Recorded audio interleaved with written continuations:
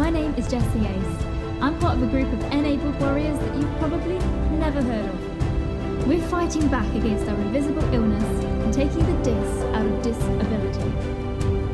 We don't give sympathy to our symptoms. They enable us to be the warrior that we are. If you ask doctors and nurses, they'd say what we're doing is impossible. But pushing the limits of our conditions is something that we have to break through every single day. So we push the limits. We are mentally strong, and we can do anything. The question is, how far can we push those limits? This podcast will give you the answers. I'm Jessie Ace, and this is the Disabled to Enabled podcast.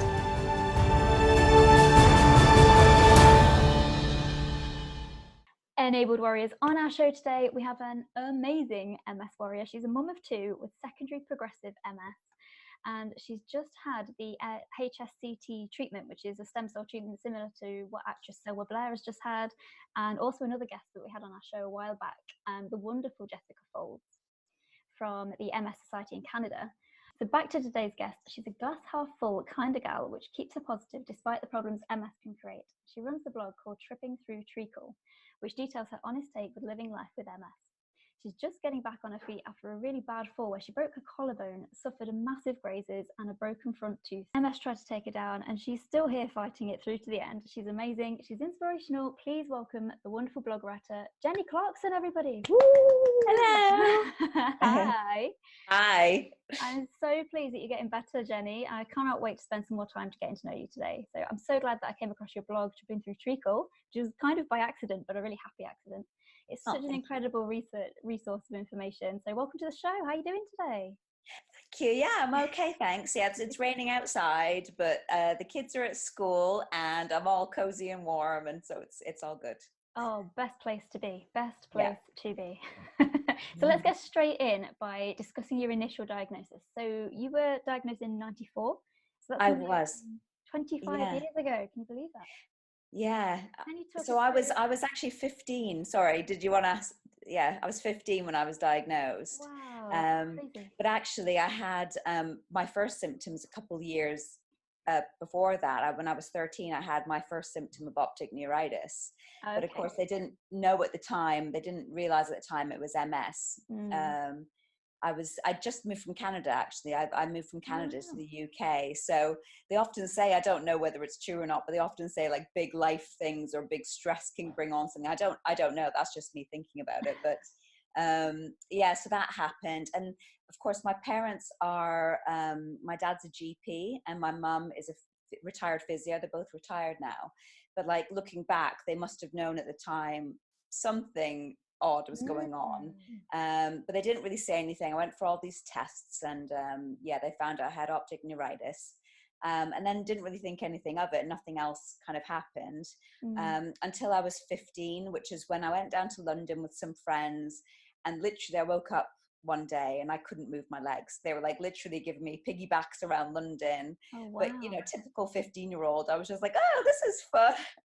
Something weird's happening. This is strange. But you don't really think about it being anything major. It was only when I got home and my dad, who's the GP, saw me, was like, I think you need to rest. And he got me to see one of his colleagues like literally the next day. Oh, wow. And everything moved quite quickly from then on. Gosh, so I was kind of diagnosed. I really can't remember in terms of timeline, but it was certainly within like a month or two, because I went straight into Hull Royal Infirmary. I think probably my dad pushed it a bit, I'm guessing, being kind of the doctor. So I was lucky in that way. But yeah, I got diagnosed quite quickly. I didn't have any kind of lumbar puncture, which I think a lot of people get. But they gave me an MRI scan, and that obviously showed the lesion. So that's when I was diagnosed. Gosh, so it's quite an advantage having a GP as a dad then. I think so. I mean, to be honest, I think, if you think about just other random people who maybe don't have the medical side, they just be like, oh, something strange has happened to my legs. And honestly, it kind of went after a week or two and you wouldn't think anything else of it. But luckily or not so luckily, my dad was like, oh, you need to rest and you need to go to the doctor. And I thought, oh, okay. So. Well, it's good he said that. It's good that he followed it through, because, who knows what would have happened if he didn't. Yeah. Yeah. Gosh. So what were your real first indicators then that something was wrong? So you had optic neuritis and you had the problem with your legs. Was there anything else? I did. Those were the first two They were the major. first. Although in hindsight, my mum actually and I were talking about this not long ago, and she said that when I was a child, so like 7 or 8, I used to complain about the feeling of water dripping down my back Oh wow. when there wasn't anything there. So Okay. I don't know whether that could have been some kind of early sensory thing. But other than that is literally just these like little relapses that would last about 2 or 3 weeks, and then that was it. Kind of very early when I had quite a few relapses as a teenager, and at one of them I remember it being a bit embarrassing because it kind of affected my waterworks, and I had quite a lot of like urgency. It kind of felt like I had cystitis when I didn't have cystitis. So that was one of my relapses, but usually it just affected my legs on the odd occasion that I had a relapse. I kind of had one every year or two for the first few years. Oh wow. So it was quite full on quite quickly. It was, and then it actually slowed right down. So it was full on very quickly, and despite that, it was literally right at the start of all the disease modifying treatments coming through. So I remember them saying to me, and presumably they hadn't ever tested it on kids as young as 15. And I remember the professor, the neurologist that I saw was very, oh, we're not too sure where to go with this. Let's just wait and see. We don't want to give you any medication. So I never had any medication, which looking back now as a 40-year-old, I'm like, why didn't they give me the medication? But I didn't have any medication. And then actually when I hit about 18, it literally, I didn't have any relapses until I was 25 again, like nothing. I went through university twice, actually. I went and did a first degree, then I worked, and then I did a master's, and all that kind of stuff. All that happened my early 20s with not really any MS symptoms apart from tiredness. Wow, that's incredible. That's an incredible story. It really is. What did you do your degree and masters in? I did linguistics, my first degree, like English linguistics, and then I worked for a year as a speech therapy assistant, and I did speech therapy, so I'm a speech therapist. Oh, that's amazing. And you're still a speech therapist now? I am, although I've left the NHS. Well, I'm sure we'll chat about it a bit more, but things got trickier as I got older, and so I made the decision to leave the NHS, which I think was completely 100% the right decision. But my plan is, as you said, I've had this treatment, so I'm kind of giving myself time to recover after that. But my plan is to start doing some private therapy from home, because I've got an extra space I can do it in, and it means that I can work around my health and stuff. So yeah, that would be so beneficial. Definitely. Yeah. That would be amazing. So can you describe the person that you were kind of before the diagnosis and then the person that you are now? Do you think the diagnosis changed you at all? Well, it's hard, isn't it? I think that, I suppose, but because I was so young when I was diagnosed, I was just kind of a happy-go-lucky kid. I mean, I think I remember feeling around that time, that kind of age 13, 14, 15, typical teenager. You kind of go through stages where you're maybe not so happy and stressed out or whatever due to, I mean, I did all my GCSEs and all that kind of stuff when I was diagnosed. So it's just, I think I just was a typical teenager. And actually, like I said, the first few years were hard, and I remember feeling very different to my peers, but it didn't stop me doing anything. I remember going to my sixth form, we called it at the time ball, but it would have been a prom, and I remember having a relapse then, and my boyfriend at the time was literally holding me up by my arms to try and help me walk properly. Oh wow. But other than that, I felt just like normal. But I'd say as I've gotten older, and as so I basically went for years without any problems, and just the very occasional minor relapse.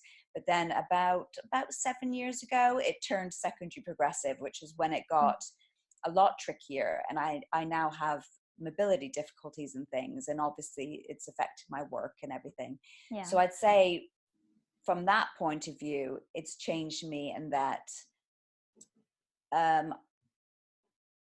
I was trying to think about this. I think it's more like I get worried about stuff more, I suppose, and I like things to be in order more. I like to be more organized. Yeah. Because I guess I'm always thinking about the future, like everybody does. But Yeah. I'm always very conscious about my kids, and I think I'm just conscious about always having things be nice for them, but not letting my MS get in the way. Yeah, definitely. And kids is something that we're going to come to a little bit later. Yeah. So that's really interesting to chat about, because it really does affect like a lot of people, doesn't it? Yes. Yeah. So before we get into kids, can we chat a little bit about the HSCT treatment? I mean, this is a new age treatment coming out now it's got a lot of press lately because celebrities like Selma Blair's had it and things like that. Can you explain a little bit more about it for people who maybe don't know what it is, and kind of describe your experiences with having it done? Yeah, so I was lucky that I had it done through Sheffield. So I actually went for a second opinion about my MS with Sheffield because I was somewhere else before. And they never actually mentioned the word secondary progressive. And I was thinking, I think when we know our own bodies best. And I knew that my MS had changed. I wasn't really noticing relapses, but I was noticing a kind of marked progression of disability. So I went for a second opinion, and actually he did an MRI scan, and he agreed I was secondary progressive, but then he said I had active relapses. So I had lots of new relapses still happening, lesions, I should say. And I did have the occasional little mini relapse. Like I remember at one point I had numbness on the side of my face. So HSCT, the professor that I saw there is actually one of the forerunners in the UK for doing the treatment. I think there's 2 places currently who do it in, I think it's London and Sheffield. And he said only certain people qualify for it. So I think people with kind of very active disease, I think especially relapsing remitting, but then maybe hasn't responded to the normal disease modifying drugs. So I did try Tecfidera and other things, but it didn't seem to have any effect on my lesions. So then he said, you're a candidate for HSCT, and I thought, okay, well, I'll go for that. And what it is they basically take out some stem cells, and it's a bit like taking blood out. They kind of give you some injections for your body to create more stem cells. They then take them out and freeze them. And then you have a kind of a big round of chemotherapy, or rounds of chemotherapy, I should say, over a short space of time to kind of kill off your damaged immune system. So basically you get really poorly because you have no immune system basically. And then they put your stem cells back in you to create a new immune system. That's the idea. But it's hard because obviously by wiping your immune system, you're then left for a period of time with no immune system. And you have to be in hospital for, I think I was in for about a month, isolation, because you can't run the risk of getting sick or anything like that. So it's like a baby. Someone said to me, oh, it's like you've got a baby immune system. And I was like, yes, it is like that. So it was full on. It was hard work. You get quite poorly when you're in hospital. You lose your hair, hence my short hair now. It's kind of all growing back. But yeah, for me, it was worth it because nothing was working, and I was just getting worse. And actually I've just had my MRI results. I had one 6 months after the treatment, and that's shown to be that it stopped any new lesions. So that's great, because that's the first time I've ever had an MRI with no new lesions. So that was brilliant. That must be an absolute weight off your mind. It is. And I think I was slightly different in that I think a lot of people, I think their aim isn't necessarily to fix any long-term damage. Like is it axonal when MS becomes like it damages your nerve so much that actually is it the axons? I can't remember the medical terminology, but I think the axons of the nerves become so damaged they can't repair themselves. So it's not looking to repair that. It's just looking to stop new lesions. Yeah. So I haven't had any like, unfortunately, I haven't had any symptom differences as such. But for me, it's just so nice to know I'm not getting yet more damage added to it. So yeah, that's really good, really reassuring as well, I think. Yeah, it was really good. Yeah, I mean, what was it like to go through something like chemotherapy? I mean, that must have been really, really scary. And as soon as you know, I think the hair would be a massive thing for me.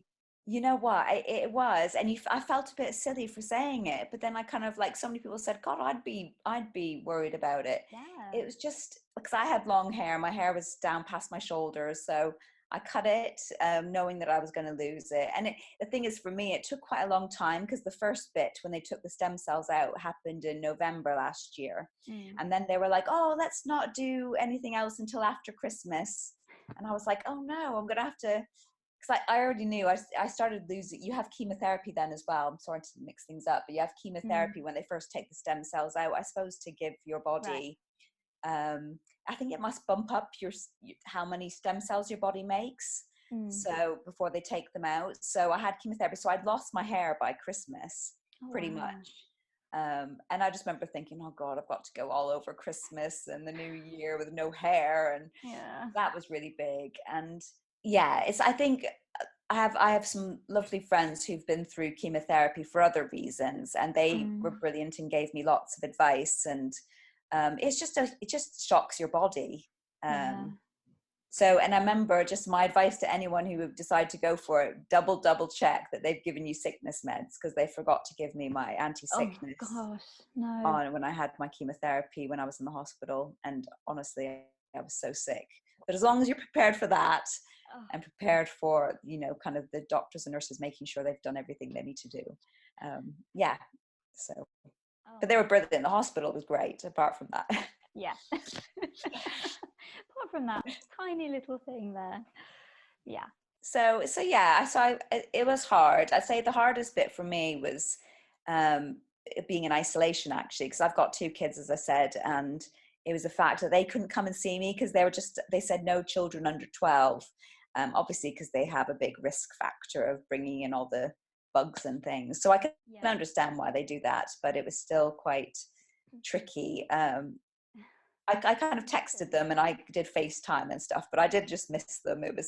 Missed everybody, actually. You just kind of were stuck in these 4 walls, and that was hard, especially if you felt poorly. I mean, it was kind of easier when I felt poorly, because I couldn't think of anything else. But when you start feeling a bit better and you're just having to read books and things, it's a bit like, okay, how could do with going home now? So I can imagine it just get really boring and really frustrating being in there. Yeah. So I'm really intrigued to know what your methods are for managing your illness. I mean, are there any health hacks that you've found that you could maybe help provide us with? Yeah, I mean, I think I just use the kind of, like you said at the beginning, I just try and stay as healthy as I can, because I'm conscious that, you know, as I said, the HSCT hasn't got rid of my symptoms. Yeah. But I do feel better when I take care of myself. And I'm not saying I'm a saint by any means at all. But I do try and stick to kind of healthy eating. And I don't know if you've heard of something called OMS. It stands for Overcoming MS. And I try and stick to that kind of program where in terms of food, I have low saturated fat, and I avoid dairy. Yeah. Which is a hard thing for me, because I love cheese. Cheese and chocolate. Yeah. They're like my 2 favorite things. But I do feel better when I stick to that. And I also do as I said, I broke my collarbone, but when I'm feeling well, I try and do yoga, and I am actually a member of the gym where I don't do like big workouts, but I just try and keep everything moving. So I do like really light weights, and I sometimes do walking on the treadmill and things like that. So I do that. I take vitamin D, and it sounds cheesy because that's something I never thought I'd be into, but I actually meditate quite often. And I really like that for keeping my mental health okay. I find that that's what works for me. Yeah, definitely. I do that as well. Yeah, it's good. I mean, sometimes when you say to some people, they're like, oh, okay, yeah. I remember when I first did, I was like, okay, I'll give this a go. But actually, it really, really helps me. I think to deal with my MS almost, it kind of helps me to take a step back and deal with it. And also at times when I would otherwise be feeling a bit rubbish and shouty or whatever with the kids, it stops me being like that. It helps me to just keep myself calm. So I would really, really say that's a big part of it.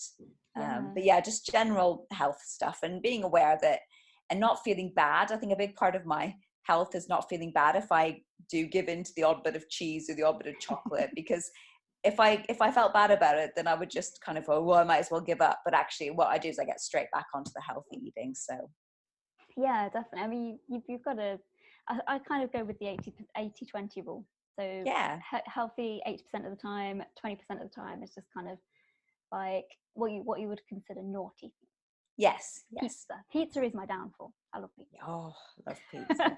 I'm trying to teach my kids the 80-20 rule when they do their packed lunches. My daughter's like, and can I have this chocolate and these crisps and this? And I'm like, well, no. Just going to work out that most of your food's good. The other kind bits can be treats. So yeah, it's a hard thing to learn, but it does help in the end.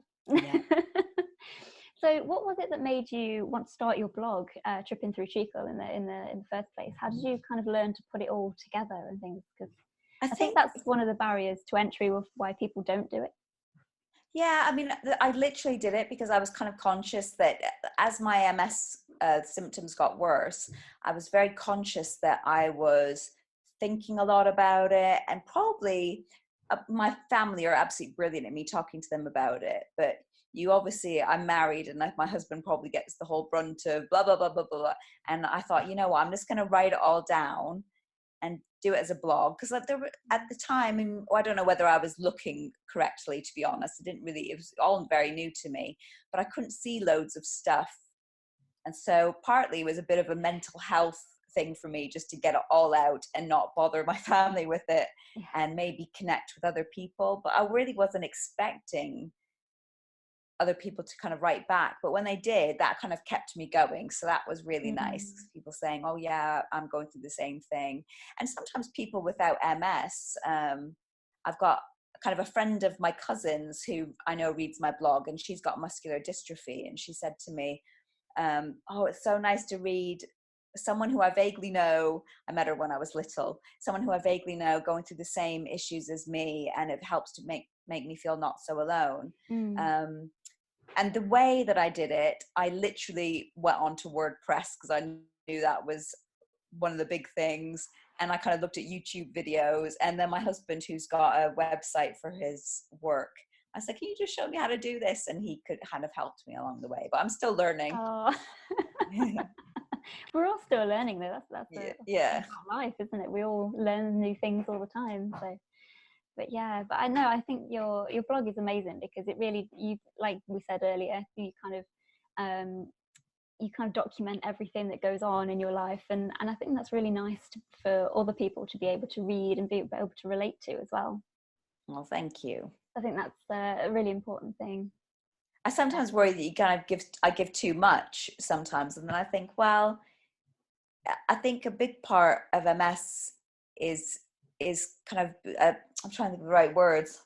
Word finding is one of my issues.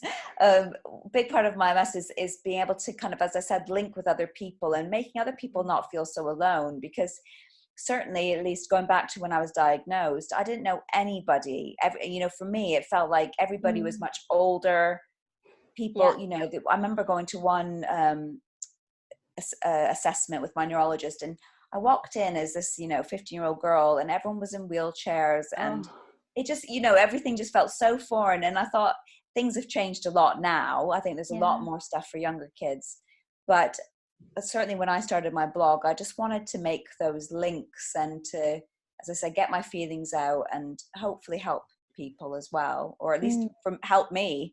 It helps me to chat to people too. So yeah, definitely. And I think what's really nice is the fact that because with invisible illness, so many of your symptoms overlap quite a lot. So I think anybody kind of reading any other blog or something about chronic illness finds something to relate to in it. Yeah, which is absolutely. really nice. So you're helping everybody.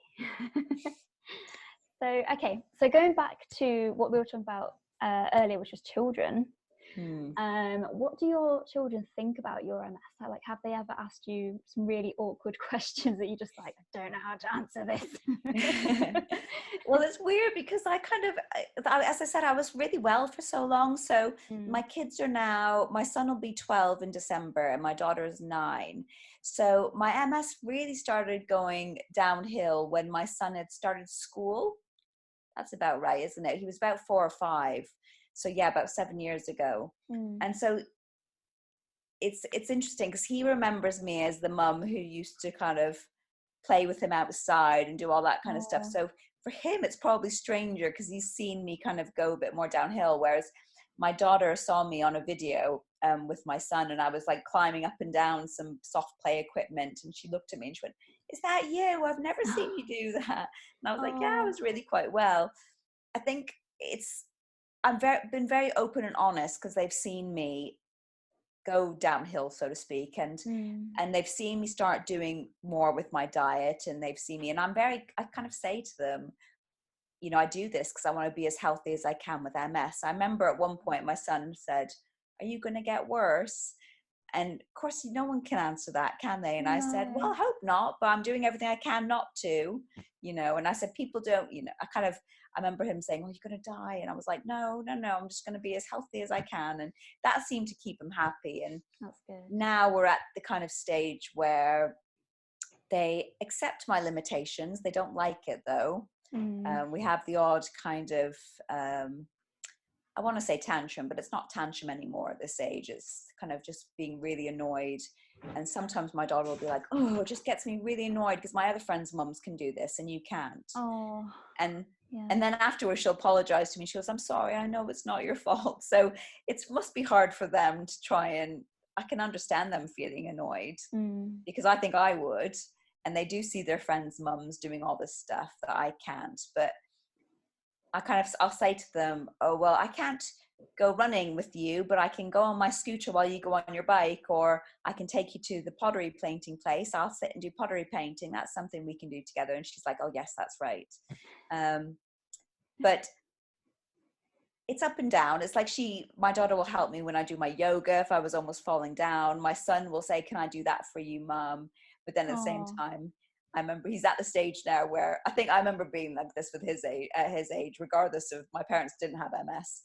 But you just get so embarrassed by your parents. So like when you're in town, you don't walk with them. So it's kind of, he'd be embarrassed by me, but it's not just I'm a parent on a mobility scooter. That must be really cringing. So I just I still remember people like, you know, you always feel, you can kind of feel what it's like to be young. So I just kind of get on with it and I really hope that by me having MS, it just makes them more understanding and more accepting of people's difficulties. And I think they are. Like, they'll point to someone and say, "Oh, that shouldn't be in there because people can't get past if they're in a wheelchair." And I'm like, yeah. So they say little things. That's really nice that we've got that really conscientious kind of attitude at such a young age. That's amazing. I think that's a really important thing for all children with people with chronic illness parents. Is it the one thing that they do learn? So that's really good. So did you have kids before your diagnosis, or was it after? And how did you kind of cope with that MS transition? It was after. So as I said earlier on, I was really quite well. In fact, you know what they did? They called me. I remember going to see my neurologist, and they said, "Oh, this is when I was about 25," because I did have a little minor relapse. I had nothing between 18 and 25. And then I had optic neuritis again at 25. Just a really mild version. Optic neuritis is my nemesis. That's the thing that I seem to get. And so I had actually 3 bouts of optic neuritis in 18 months from age 25 until 27. And they were like, "Oh yeah, but don't worry, because it's really mild and you've been really well and you've been diagnosed for, 12 years now. And, the research shows that people diagnosed for so long with no secondary progressive do well. In fact, we'd call you, say you're having benign MS," which is kind of like, it isn't benign. There's no, because obviously in the background, I'm guessing that even though I wasn't having obvious relapses, I must have been getting some kind of damage happening because I turned secondary progressive, that damage was still happening. I can't remember what we're talking about, where that came from. Oh yeah, so I did have MS, but I was very well. And even after those 3 little relapses between age 25 and 27, I went straight back to normal and I didn't really have any symptoms. And so I always wanted children, and I kind of thought, well, I've been told I have benign MS and it's not likely to get worse. Why should I not have children? So I did. I had 2. I had one at 29, one at 31. So I felt really well. I have to say, normal new parent stuff. I remember feeling very tired, but to be honest, I don't know if that's, I mean, everyone's really tired when they have a baby. So I don't know how much of it was like impacted on by my MS or whether that would have happened anyway. But the hardest bit for me was when my mobility started going, when they were, you know, at school age and I was doing the school drop off and pick up, and suddenly I couldn't walk very well because our school's within walking distance. So it was more kind of getting through those hurdles that I found tricky rather than having babies and getting through things like that with them. Yeah, so that was kind of the easy part almost. Yeah, it was. Yeah, it was. Yeah, it's now, especially when they get older and kind of more active and wanting to go to clubs and things. And I kind of think, right, I need to, obviously, you know about Spoonie. It's like I have to work out my spoons. Okay, I really want to take Ava to this class, but that means I need to sleep now so that I can kind of have enough energy. That's the bit that can be hard, but certainly as the kids get older, it gets a bit easier because their understanding gets better and they obviously become more independent. So yeah, until they have to go somewhere and it's, Mom, can you take me here? Mom, can you take me there? Exactly. And you're like, oh. Yeah. Go and get the bus. Yeah, exactly. Get the bus. I know we live in rural Lincolnshire, so that's not going to happen very quickly. But yeah, more independent. Oh wow. So do you have any tips for like talking to children about MS? Like, how do you stop them from being anxious about mummy's future and things like that? Yeah, I think it's, you know what, I really believe, at least for me, I think it's that whole idea of being open and honest and always be willing to ask, willing to talk, willing to answer any questions, because I think it's so normal for them to have all these questions. And I think if you just kind of brush it under the carpet, then that will get, well, I know I get more worried. Say you're worried about something and you say, oh, can you just tell me how it is? And they're like, oh, don't worry, I'll tell you about it later. And you're like, no, I just want to know. Yeah. I would just be really open and honest. I remember when they hit about, I'm trying to remember, about 5 to 7, there was like is it the MS Trust or something? They did like a little video, which I sent away for.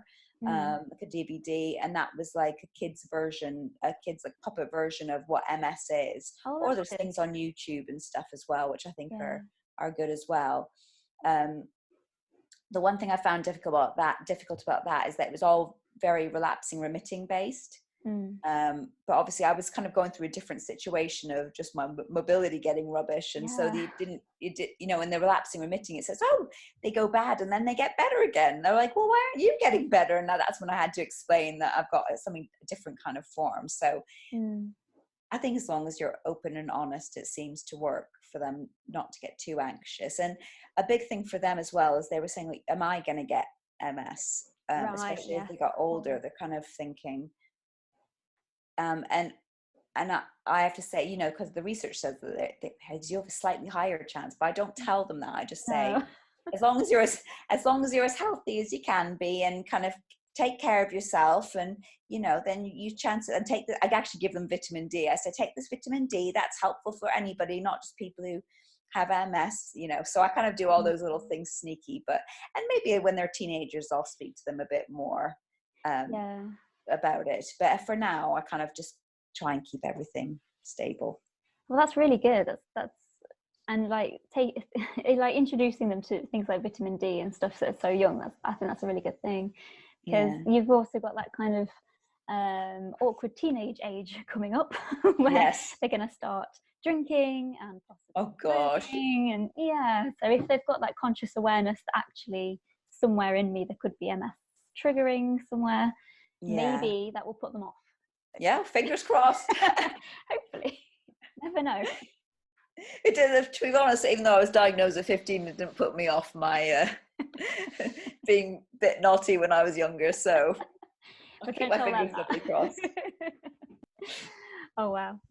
So do you have any advice for to give someone with MS that's thinking about having children and things, but they're kind of really worried about it? What do they do? What advice would you give? You know what, I think it's a very personal decision. I mean, I don't regret it at all. Obviously, I've had some really tough times, but the joy that they give me so much outweighs anything that I've had to go through with my MS. And they've been a real rock, actually. you know, at times maybe when I feel quite sad, I just need to be with them. Not all the time, don't get me wrong. They're kind of, sometimes they're a bit tricky, but you know, it's really worth it. And I think that what I wish I'd done maybe more as a younger mom is kind of asked for help more. Right. So don't be afraid to ask, you know, if you decide to go for it, don't be afraid to ask for help. Because those that love you would be really happy to help. And you know, and things that are useful to you. So if you have a baby, for example, and you're wanting to spend time with that baby, ask them if they'd be willing to make you a cup of tea or just do the washing up or whatever. Because and you know what, if it was my friend who had MS and a new baby, I'd be happy to do anything. And I think I know that I for one was really nervous about asking, but I wish I just had, because I think people would do it quite happily. Yeah, of course they would. I mean, if they're friends, like you say, if they're family, then they're going to want to help you out anyway. So absolutely. The thing is, I think with MS is sometimes it can be quite what's the word,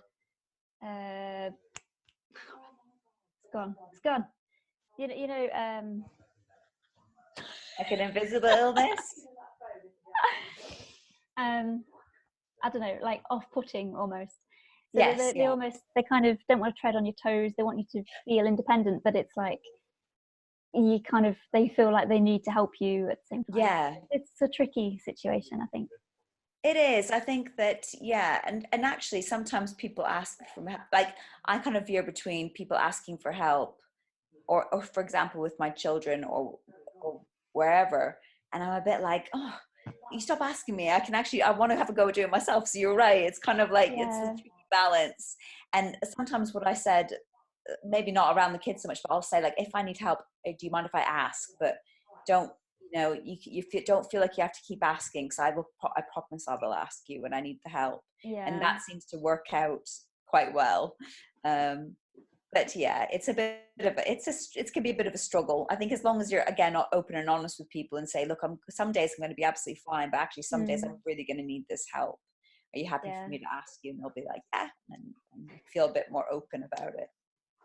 Exactly. So I think that's the thing that people don't understand as well, is that the condition does fluctuate. Like it's not the same every day. Yeah, absolutely. So, it's a tricky thing. So, okay, deep question now. What is your personal dream for the future? Or like, what would you like to do or see happen? I think in terms of personal life, I just want to be, I don't want to get any worse in terms of my MS. I don't want to, I hope that this HSCT has kind of halted it as much as it can. In terms of what I want to be able to do in my personal life, I want to, as sounds a bit cheesy, I just want to do all the usual things. I want to dance with my kids at their weddings.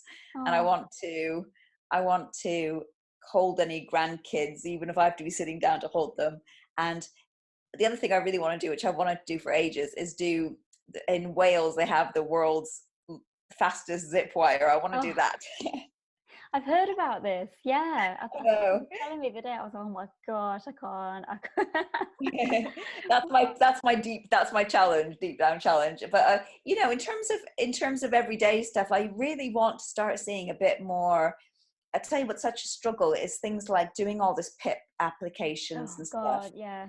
It's, you know, this idea that I've had this, you know, you have this disease for 25 years and you have to constantly prove to people how disabled you are or how much it affects you. It really annoys me. So I hope something like that improves. Seriously, it annoys me as well. It's like you've been given this degenerative illness. Like if that isn't bad enough, you have to have this reminder like every 3 years. Are you getting any better? No. Are you getting any better? No. It's like, why? Why do we bring these blooming questions?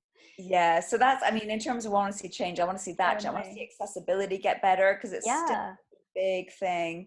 So that's kind of the big hopes that I want. Just things to get easier, I think, and just people be a bit more mindful of the problems that we can go through. But yeah, that's pretty much it, I think. Yeah, no, that's a really good thing to aim for the future, because it's totally what we need. Totally. Yeah. Yeah, gosh. So what advice would you give to someone who is newly diagnosed, do you think, maybe with MS or whatever? Um, you know what? I think, and something I think I didn't really have.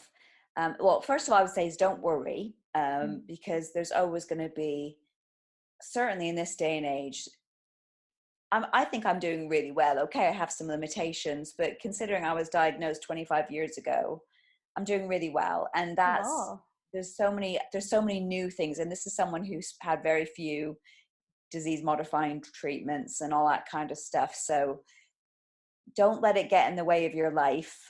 There's always ways that you can work around things. There might need to be adaptations, but you can always do it.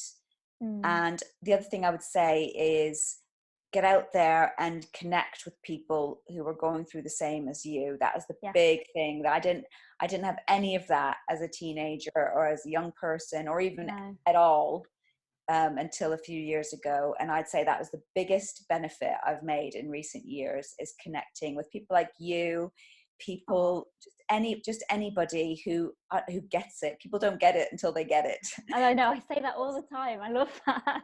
I know, until you get any kind of, and I don't mean just MS, just any kind of chronic illness, the kind of people I've met online who are going through very similar situations.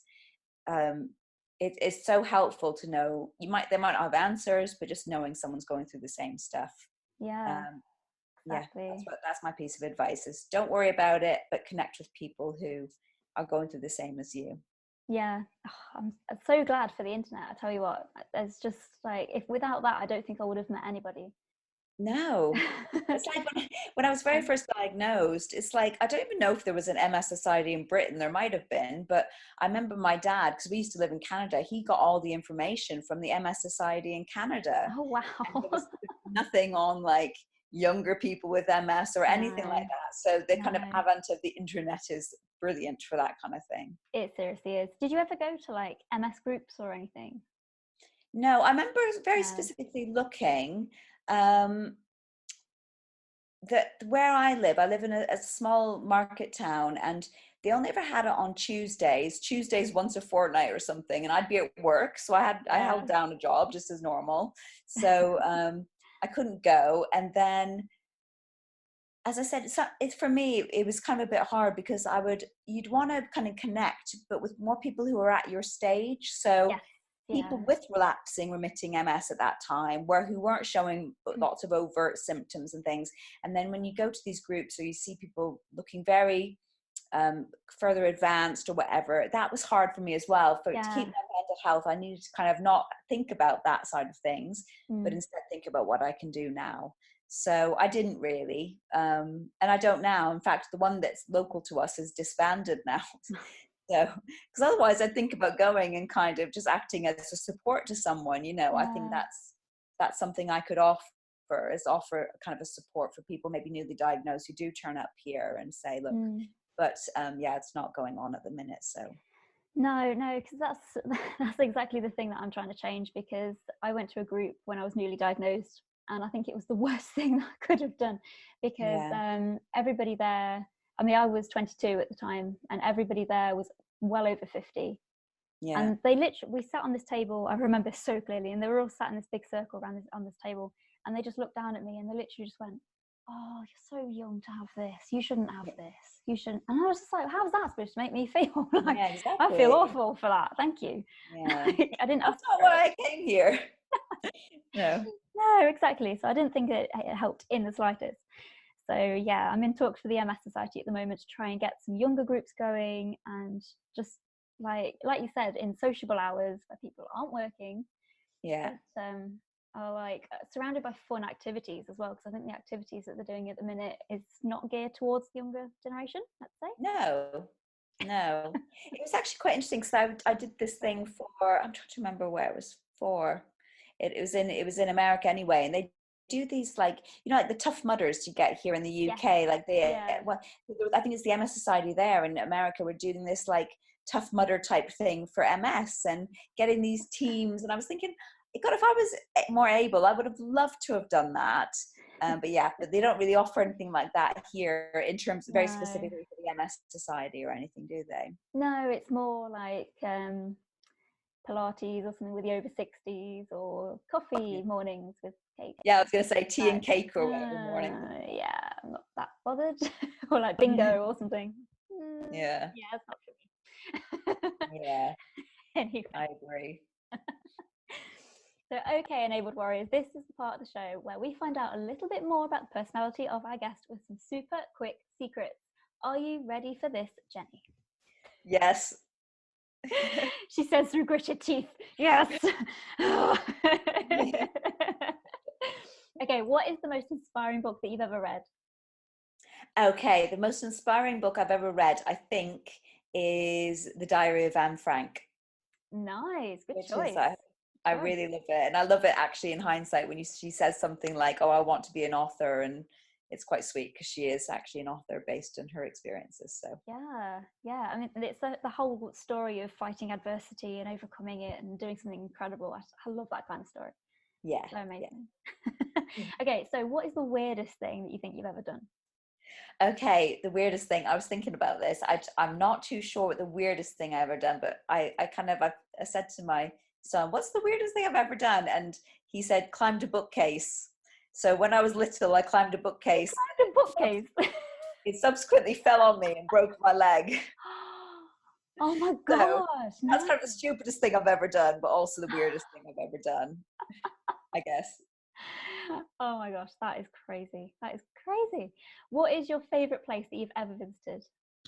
Thailand, without a doubt. We stayed in a really gorgeous little village on this little tiny island, and there was a storm the day before, so we were the only people in this like little village with like, what do you call it, not a village, beach hut type thing, and we were the only people there. And I remember asking for pina coladas, and we literally saw the guys shimming up the tree to get the coconut, and they had pina coladas. Wow, that's amazing. You know, so many people say Thailand, and I'm like, oh, I've got to go there. It's moving up my list. Like, you know, when you have a list of places to visit, I'm like, there's some places that are really kind of commercialized, and then this place, it was in Koh Phangan. It was so small, and no other people. It was lovely. That's insane. That's insane. We've got to do it. Got to go. Okay, what is the scariest thing that you've ever done? Without a doubt, jumping out of a plane at 15,000 feet. I did a tandem skydive. Oh my gosh. That was a bit scary. Did you enjoy it? I loved it. Like, after I came off, when I finished, I was like, well, that was really good. I never want to do that again, but I'm glad I did it. I'm glad I did it. But that bit when you're actually falling in free fall is really freaky. So yeah, it was really good. And once the parachute's up, it's brilliant. But it was definitely something I wanted to do to kind of challenge myself. And I'm glad I did it. But I don't know if I'd do it again because it was a bit scary. So it's amazing how many people say that and how many people have actually done a skydive. Crazy. Yeah. So I was talking to one person not so long ago, and I said, what's the scariest thing you've ever done? She was like, oh, I did a skydive. And I was like, oh, great. Like, it must, that's amazing. Well done for that. And she was like, hated every second of it from the minute I jumped on the plane to the floor. I was like, oh, okay. I'm never doing it again. Yeah, no, I loved it, but I just thought, that's enough kind of excitement I've ever had. And I remember literally I was the last one on the plane to go out, and some guy was doing a skydive on his own. And I remember him jumping out, and instead, of course, because the plane's going so fast, instead of falling downwards, he just like jumped out and then whizzed off to the side. And that was like, that really did my head in right before I jumped. I'm like, oh my gosh, that's really weird. Oh my gosh, that's crazy. Did that happen to you when you jumped out? Did you fly sideways? I didn't notice it. I literally just remember at one point thinking, I don't know how to breathe because of course the air's coming. So I was trying to breathe through my mouth, but because the air, it's like when you're in a tunnel, it's like and then I thought, right, close your mouth and breathe through your nose, and then it was a lot easier. But I was really glad when the parachute came because it was really scary free falling. Yeah, I can imagine. I think parachute would be my favorite bit as well, to be honest. Yeah. It was good though. It's beautiful when the parachute's there and you're like seeing everywhere. You're just like flying. Oh, wow. Yeah. Oh gosh. Okay. Where can other warriors find out more about you and what you do? Well, I have a blog, and that's trippingthroughtreacle.com. And I'm on Twitter at trippingthrough, and I've also got like a Facebook page and Pinterest and all that kind of stuff as Tripping Through Treacle, Instagram and stuff. Awesome. So I try and go on there kind of, I'm probably not as prolific as loads of other people, but I try and get on there just to kind of keep people up to date and stuff with what's happening with me. Oh, that's fascinating. And you write about quite a lot of different things as well. You do product reviews and all of that sort of stuff. So that's really interesting. Yeah, I do all that kind of stuff. It's basically where the kind of my mood takes me that day. So I've been lucky enough to, people have said, oh, are you happy to read this? I did a product review for like a creative writing course, which I really enjoyed actually. So that's quite useful. Nice. So I can hopefully kind of signpost people to things like that if they want it. That's awesome. That's awesome. So enabled warriors listening, remember you can connect with Jenny at Tripping Through Treacle. If you type it in Google, she's all over the front page of Google. Oh, thank you. So go and check her out. Definitely go and follow all her channels because she's so inspiring. She's amazing. And remember, warriors, stay enabled. Thanks, Jenny. Thank you so much. Bye. Bye. If you want to fight back against your invisible illness and help take the dis out of disability, then join the tribe on Facebook, facebook.com/enabled warriors. If you love this podcast, click that subscribe button and never miss another episode. And remember, warriors, stay enabled.